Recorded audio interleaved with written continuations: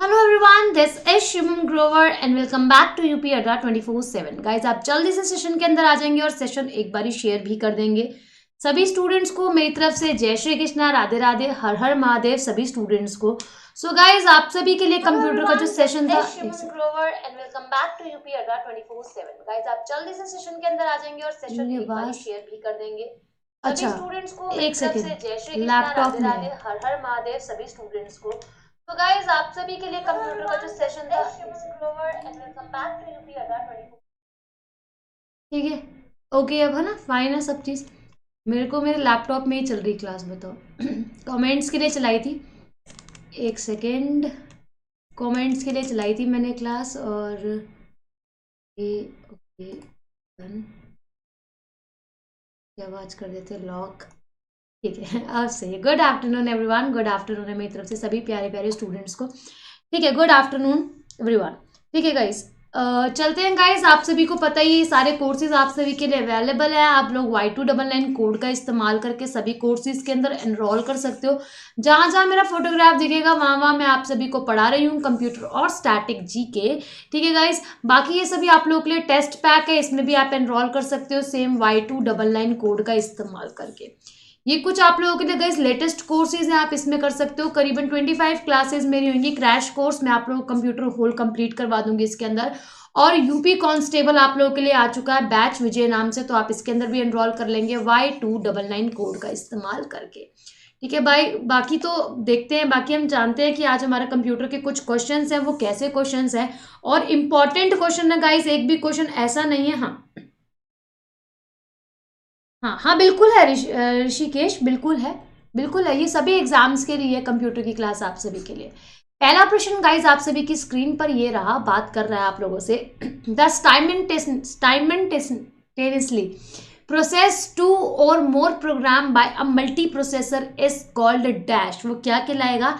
एकार्थिक processor द्वारा दो या अधिक कार्यक्रमों का एक साथ जो कार्य होता है उसको क्या कहते हैं? Multi programming, multi tasking, multi या फिर टाइम शेयरिंग या फिर मल्टी प्रोसेसिंग, क्या कहा जाता है? बताइएगा, क्या कहा क्या जाता है उसको? बताइए।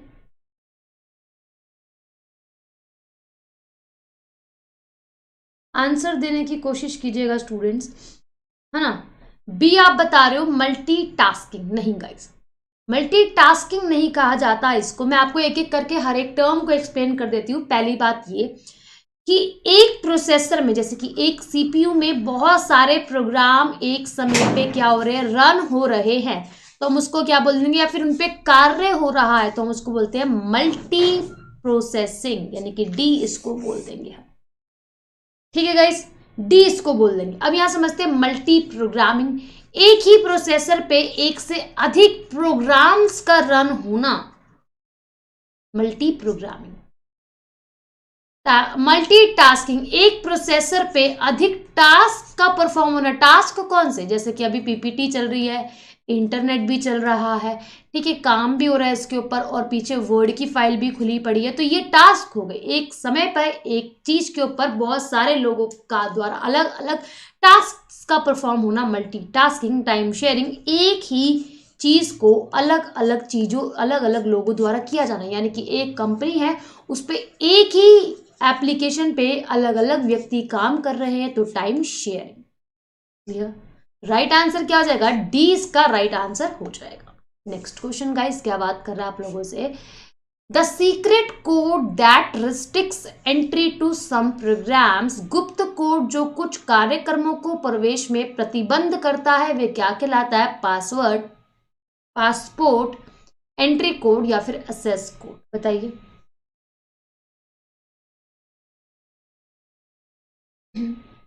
मुझे नहीं पता क्यों नाराज है भैया, ये हमारा काम तो पढ़ाना है, मैं तो पढ़ाती हूँ खुश होके। बाकी बच्चों की ये अंदरूनी इच्छा है कि वो क्यों नहीं आ रहे हैं क्लास में, वो तो यही जानते हैं, है ना। हम तो बुला ही सकते हैं कि आइए, है ना राहुल। ठीक है, 2 का ए आंसर आप सभी दे रहे हो, वेरी गुड गाइज। आप सभी अपने मोबाइल फोन में, अपने लैपटॉप्स में, अपनी पर्सनल चीजों पे पासवर्ड लगा के रखते हो ताकि कोई भी अन्य व्यक्ति आकर आप लोग की प्राइवेट चीजों के साथ छेड़छाड़ी ना करे। सिंपल है ना, बिल्कुल सिंपल ये क्वेश्चन आप सभी का हो जाता है, यानी कि a password is absolutely correct answer. Next question बात कर रहा है गाइज आप सभी से, computer use the dash number two store the data and perform calculation. Computer data को स्टोर करने और गणना करने के लिए डैश नंबर सिस्टम का उपयोग करता है। बाइनरी नंबर का, ऑक्टल का, या फिर डेसिमल का, या फिर हेक्साडेसिमल का, बताइए आंसर दीजिए।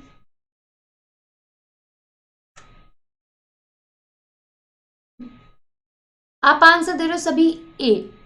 ओके ठीक है, ए आप सभी आंसर दे रहे हो, बिल्कुल सही। बाइनरी नंबर्स का प्रयोग किया जाता है। आज हम कंप्यूटर में कुछ भी लिख रहे हैं, ये कंप्यूटर द्वारा ही टाइप किया गया डेटा है स्टूडेंट्स, आप सभी को अच्छे से पता है। तो COMPUTERS computers, USES the number system, हम ये पढ़ रहे हैं। तो ये लैंग्वेज एक हाई लेवल लैंग्वेज होती है स्टूडेंट्स, आप लोगों को अच्छे से पता होना चाहिए। एक उच्च स्तरीय भाषा होती है। इसको निम्न स्तरीय भाषा में इसको 0 और 1 की कोडिंग में कोड करने वाली क्या होती है, आपकी बाइनरी नंबर कहलाता है। क्या कहलाता है? बाइनरी नंबर सिस्टम कहलाता है। और ये एक लो लेवल लैंग्वेज भी होती है, यानी कन्वर्ट करने वाला। तो बाइनरी नंबर सिस्टम इसी कार्य पद्धति पर क्या करता है, कंप्यूटर जो है आप लोगों का क्या करता है, कार्य करता है। समझ में आया आप सभी को गाइस? जय भीम जी, जय भीम। ठीक है गाइस, इसी पे काम करता है और इसी पे ही सारे काम कहलाते हैं, और इस लैंग्वेज को हम लो लेवल लैंग्वेज भी कह देते हैं। ठीक है गाइस, चलिए नेक्स्ट। अच्छा, ऑक्टल, डेसिमल, ये सब क्या है गाइस? ये कन्वर्जन्स ऑफ नंबर्स होते हैं। कभी दाव लगा तो बिल्कुल पढ़ाया जाएगा आप लोगों को। कन्वर्जन्स ऑफ नंबर, कैसे फेरबदल करते हैं हम नंबर्स का। क्लियर है गाइस? चलिए नेक्स्ट क्वेश्चन की तरफ चलते हैं गाइस। क्या बात कर रहा है आप लोगों का, the main function of ALU is, ALU का मुख्य कार्य क्या होता है guys? Perform arithmetic and logical operations, या फिर stored data and information for further uses, भविष्य के उपयोगों के लिए डेटा और जानकारी को स्टोर करना, या फिर control computer output such as printing, नियंत्रण कंप्यूटर आउटपुट जैसे कि मुद्रण, या फिर monitor all the computer activities, सभी कंप्यूटर की गतिविधियों पर निगरानी रखना। ALU का कार्य क्या होता है, और ALU की फुल फॉर्म भी आप सभी मुझको बता दोगे, बताइए। ये क्या लिखे हो, 8 10 16, अच्छा बेस लिखे हो, very good very good. Octal का, डेसिमल का, हेक्साडेसिमल का, ओके वेरी गुड। चलिए बताइएगा, आंसर दीजिए। क्या इसका राइट आंसर जो है वे बन जाएगा? बिल्कुल सही। Arithmetic logic unit is the full form of ALU। और अर्थमेटिक लॉजिक यूनिट से गाइस आप सभी क्या समझ रहे हो, यानी कि इसके अंदर दो टर्म आ रही है, अर्थमेटिक और लॉजिक। तो क्या ये बता रहा है कि ए इसका एब्सोल्युटली करेक्ट आंसर है? Perform arithmetic and logical operation, अंक गणितीय और तार्किक संचलन करना। अंक गणितीय क्या हो जाएगा guys, plus minus multiply divide करना। और अगर मैं लॉजिकल की बात करूं, greater than, less than, equal to, not equal to, greater than, equal to, smaller than, equal to, इनके बराबर यानी कि ये वाले कार्यों को करना, लॉजिकल ऑपरेशंस, यानी कि बेसिकली रीजनिंग के कार्यों को करना और मैथ्स के कार्यों को करना। समझ में आ गया?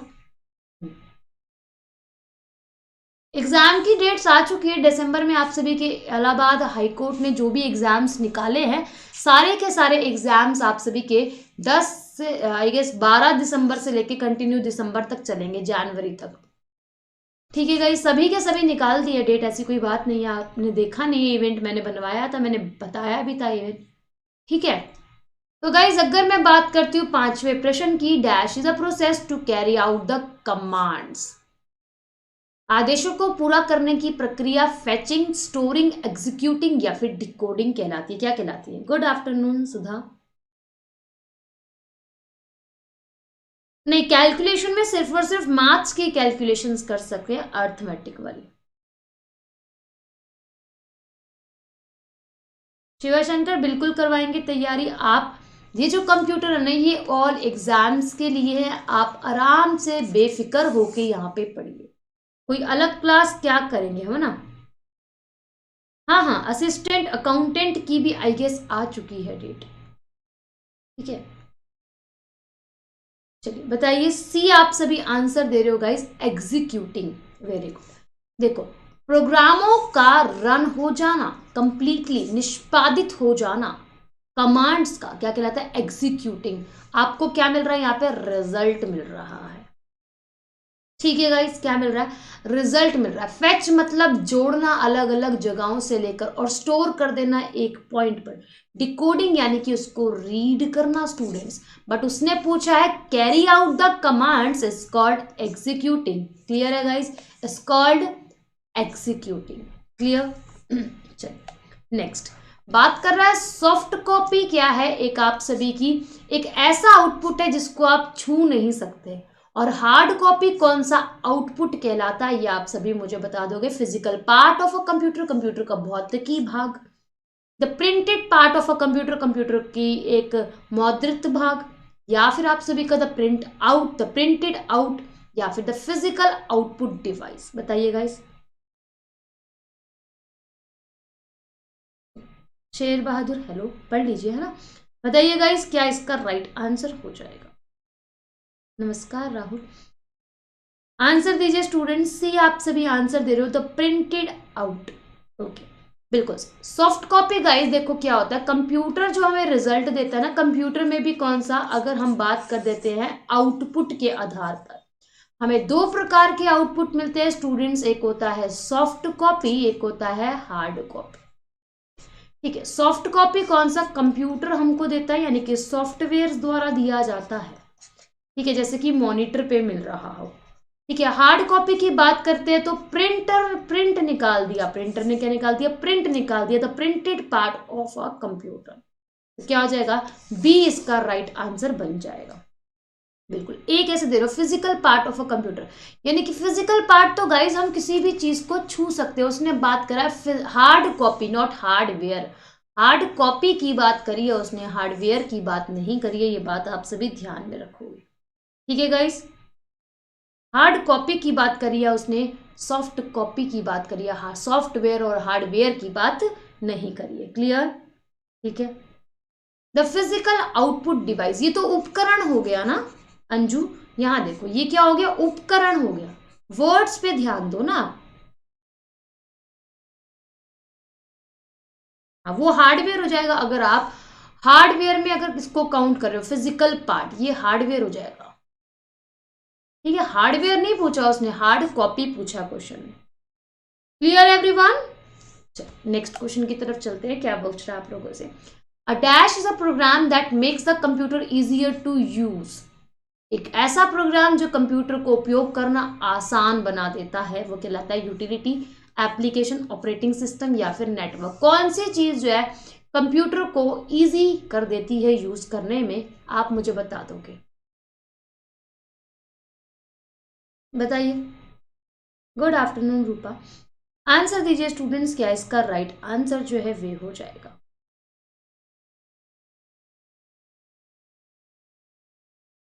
सी, ऑपरेटिंग सिस्टम।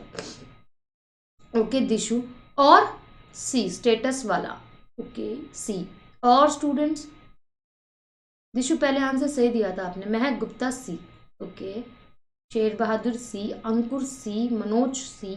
ओके ठीक है, नितेश एप्लीकेशंस, अंशुमन सी, ऑपरेटिंग सिस्टम। गाइस एक बात सुनना, देखो जब कंप्यूटर को हम लोग यूज करते हैं ना, कंप्यूटर तो एक हार्डवेयर है।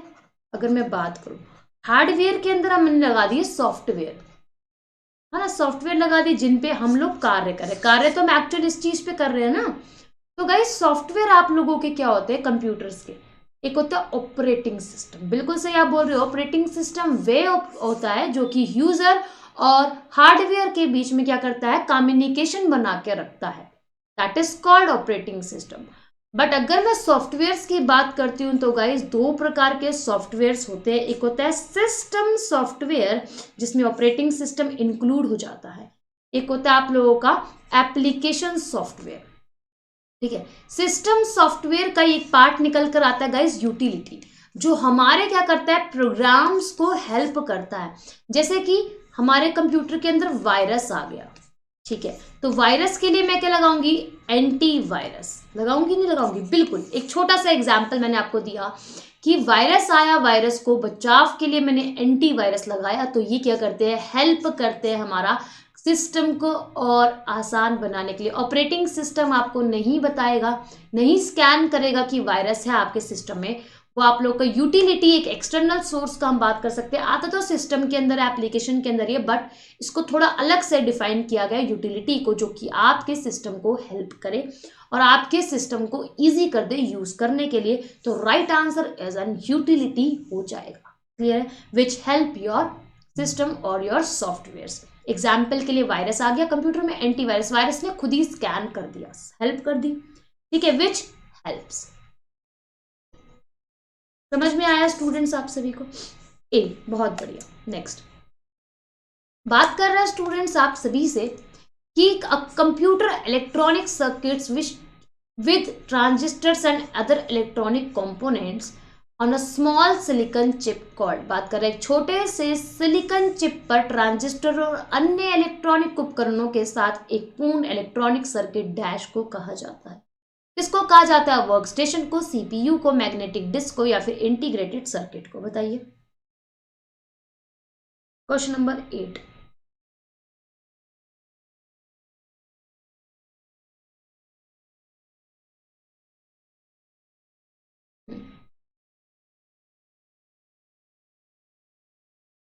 गलत हो गया क्या? अगर करेक्शन की डेट होगी तो आप कर सकते हो, आई गेस एग्जाम डेट भी नियर बाय है ना रूपा? अगर करेक्शन की डेट मेंशन कर रखी है तो हाँ यू कैन, अगर नहीं तो नहीं। ठीक है, डी आप सभी आंसर दे रहे हो, IC. Very good guys. IC क्या होती है, इंटीग्रेटेड सर्किट। सन 1958 में बनाई गई जॉन बेक्स किल्वी द्वारा, सॉरी, रॉबर्ट नायस और किल्वी द्वारा, नायस और किल्वी द्वारा। ठीक है, इसको बनाया गया आईसी को, इंटीग्रेटेड सर्किट वे कहलाती है, जिसके ऊपर अदर इलेक्ट्रॉनिक कंपोनेंट चिपके हुए होते हैं, यानी कि रखे हुए होते हैं। तो ये किस पे होती है, ये मदरबोर्ड के ऊपर होती है। आईसी क्या होती है, मदरबोर्ड के अंदर, इसके अंदर ट्रांजिस्टर, रजिस्टर्स और अदर इलेक्ट्रॉनिक कंपोनेंट जो होते हैं वो प्लेस किए जाते हैं। 5 प्रकार की होती है, small scale, large scale, medium scale और लार्ज, वेरी लार्ज और एक अल्ट्रा। ठीक है, अल्ट्रा लार्ज, ये क्या हो जाती है गाइज, आप लोग की आईसी के प्रकार हो जाते हैं। 5 प्रकार की आप लोगों की आईसी आती है। Next question, question number 9। Computer system are किस चीज से बना हुआ है आप लोगों का? कंप्यूटर सिस्टम में शामिल क्या क्या होते हैं? हार्डवेयर होते हैं, हाँ। प्रोग्राम्स होते हैं, हाँ। प्रोसेसर, प्रोसीजर एंड पीपल, या फिर hardware, programs, information, people and procedures. Hardware, program, information, people and network, hardware, software, procedure, data and people. क्या होता है गाइस? आंसर दीजिए। Good afternoon Sandeep Yadav, answer देने की कोशिश कीजिएगा गाइस, इसका राइट आंसर क्या हो जाएगा?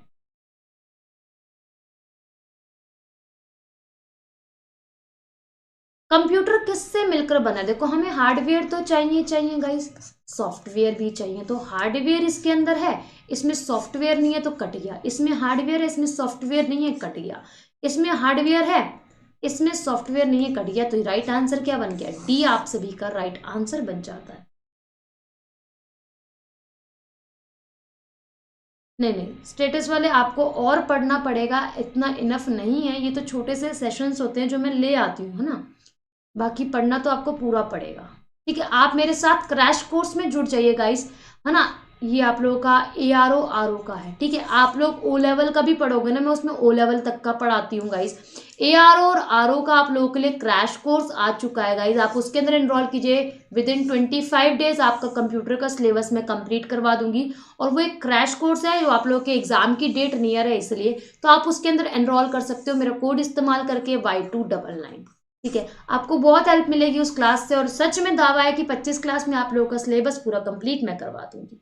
ठीक है, नेक्स्ट क्वेश्चन।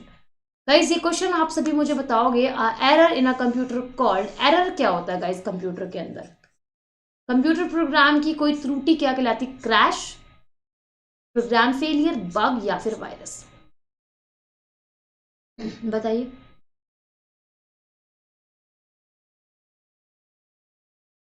आंसर दीजिए गाइस।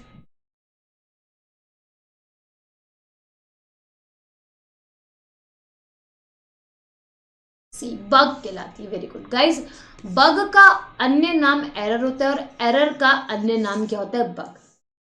जब भी हम कंप्यूटर के अंदर कोई भी प्रोग्राम लिखते हैं स्टूडेंट्स, तो वो क्या होता है, उसके अंदर गलती हो जाती है, यानी कि त्रुटि हो जाती है, उसी त्रुटि को हम क्या बोलते हैं, बग बोल देते हैं।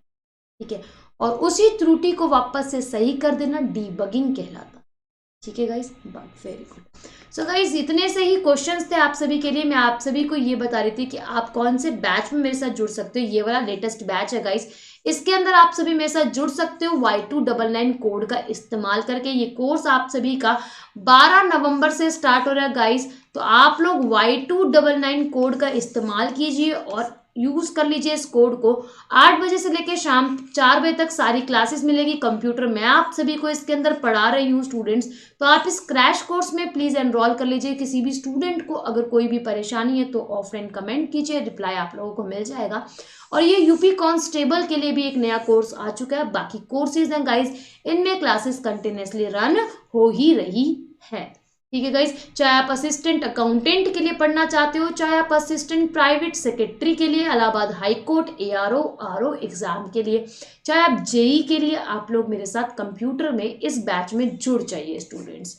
ठीक है, आप लोगों को कुछ नहीं करना, Y299 कोड का इस्तेमाल करना है और आप लोगों ने साइट पर विजिट करना है अडा 24/7, या फिर आप साइट यूज कर लीजिए, आप लोग एप्लीकेशन यूज कर लीजिए।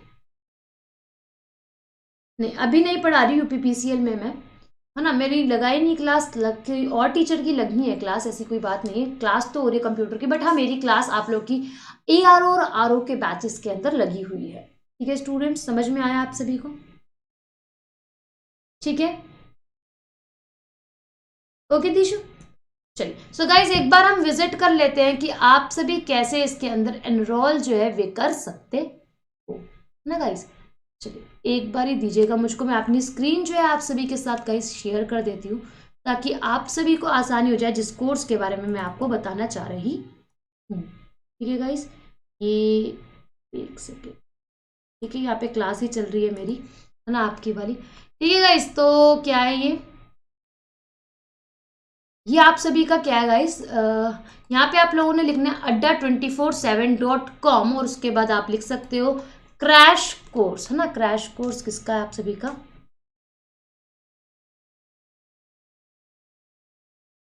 Crash course